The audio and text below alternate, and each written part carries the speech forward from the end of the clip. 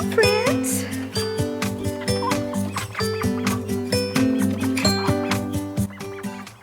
Hey guys, welcome to Chickenlandia. I am the president of Chickenlandia, and today I'm going to talk to you about how you can best support your chickens through a molt.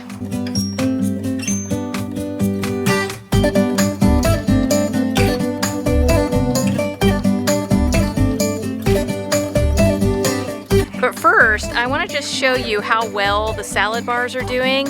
If you watched one of my recent videos about how the chickens destroyed their salad bars, look at that. Totally destroyed. You know they were looking pretty bad there for a while. But my friend Julie came in and she fixed them up and now they look great and I want you to check it out. Look at how nice these are coming in. They look great. Looking good, buddy.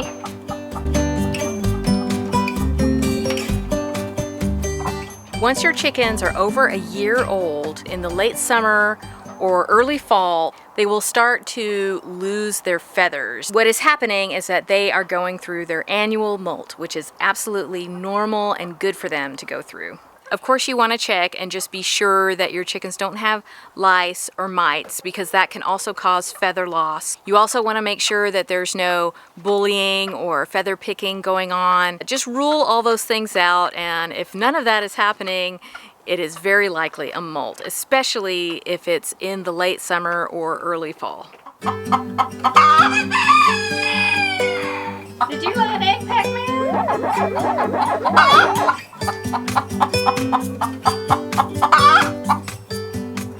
What is that? Is that Sasquatch? No, it is the first man. There he is.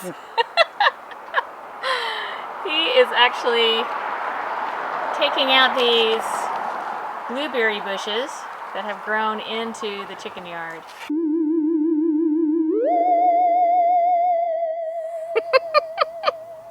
When chickens are molting, they either lay very little or they don't lay at all. Usually they don't lay at all. Sometimes chickens will go through what's called a hard molt, and that's where you'll see these poor naked chickens with almost no feathers. You will often see very good layers go through a hard molt because they've actually been bred to go through molts quickly so that they can get back to laying. Here is my chicken, Jessica Lang.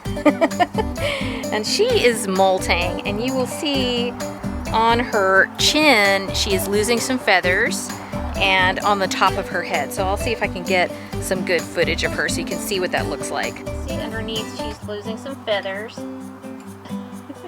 Also on the top of her head. Losing some feathers. Now the reason why chickens go through an annual molt is because they are replenishing their feathers so that they have nice, new, strong feathers to get them through the winter.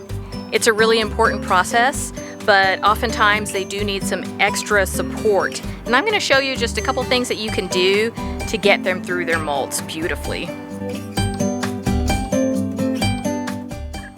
Pikachu is looking very dirty, and that's because she has scaly leg mite medicine on her. It's an ointment that certainly attracts dirt, but I don't want to wash it off because that will defeat the purpose, so she's just going to have to look this way for a little while. Poor Pikachu. Okay, this is like chicken crack right here. Chickens absolutely love grubs or mealworms. If you haven't discovered this, it's definitely worth looking into. You can train them to go anywhere you want if you have a bag of grubs or mealworms. These grubs that I use are the Scratch and Peck Feeds Cluckin' Good grubs.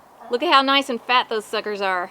When they're molting, they're just using so much of their body's resources. Everything is going towards replacing those feathers.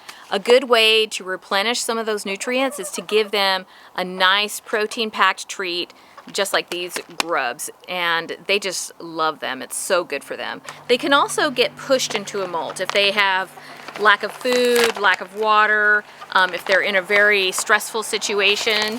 They can actually go into a molt because of stress. Mr. Robot, he is molting. One thing about mealworms and grubs is that they cost money.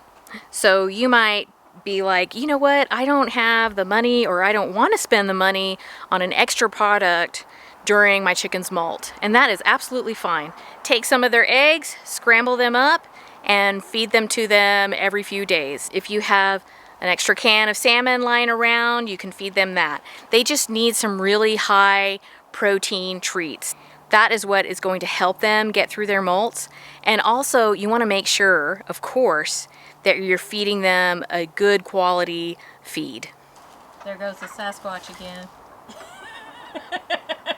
Can you do the Sasquatch walk?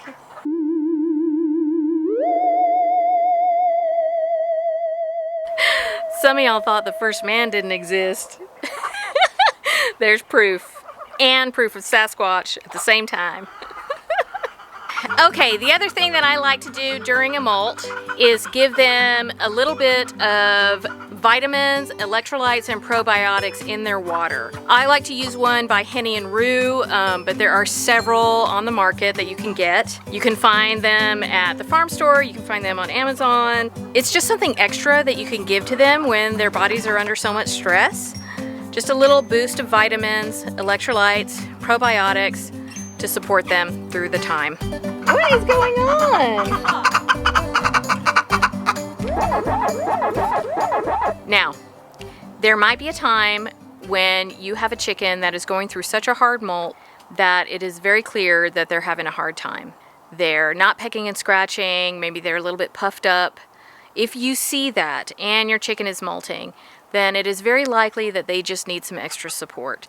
So what I would do in this situation is bring your chicken inside, put them in a nice quiet area where they won't be stressed out, give them some vitamins, electrolytes, and probiotics in their water, offer them a nice high protein treat like scrambled eggs, and usually with a little bit of extra support, maybe for a day or two, they should be fine to go back out with their flock. So I do want to let you guys know that the broody experiment that I used on both Sack, named by the Little Prince of Chickenlandia, and Pop-Tart actually appears to have worked.